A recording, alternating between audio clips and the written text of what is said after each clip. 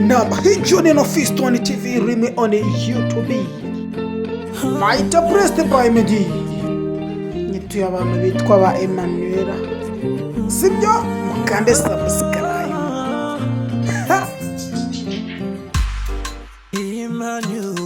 Ati Emmanuel. Uri Imana yanjye. Merina Garase ni mu nkurikire.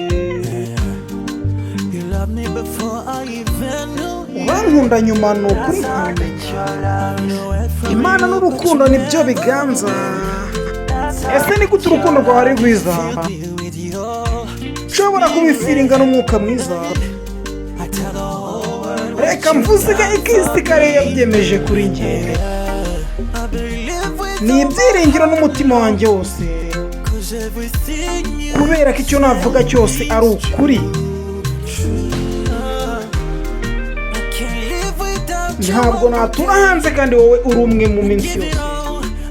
Ndaguhaye byose kuri wanjye.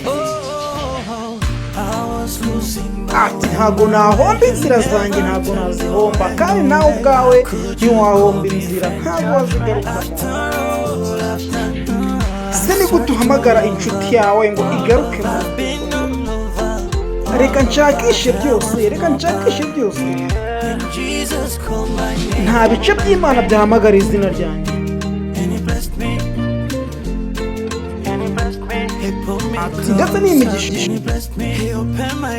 Ndetse n'imigisha. Ndetse ufungura amaso yanjye. Ndi kujya mu rukundo rwanjye nawe maze nkabivuga. Nkurikira amagambo yawe nkatinda nkabishira ku mutima. Nuhaguruka mu gitondo uzafata ibiganza byawe bishira mu kiravuga ati urakoze papa.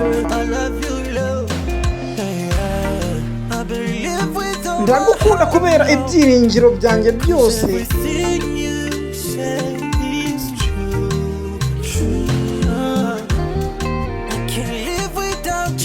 Ntabwo nshobora gutura hanze kandi nzi ko ntabwo byashoboka. Inzira zawe kandi nzikarukumenya. Ntabwo nshobora guhomba inzira. Ese kubera icyo uhamagara inshuti zawe igaruke mu rukundo? Ati ngo ushake urukundo. Ntawe kandi Imana yamumagaramo imbazo izina ryanjye kubera wowe.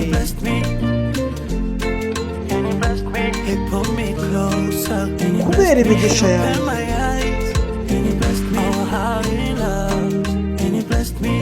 Kamfungura amaso imigisha ndetse n'urukundo. Yes, Fiston TV on YouTube kana subscribe.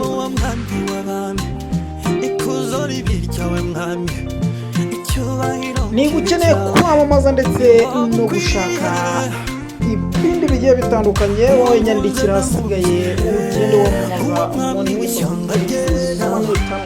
kwata Fiston TV rimwe on YouTube. Yakagera n'akagapa. Ciao ciao.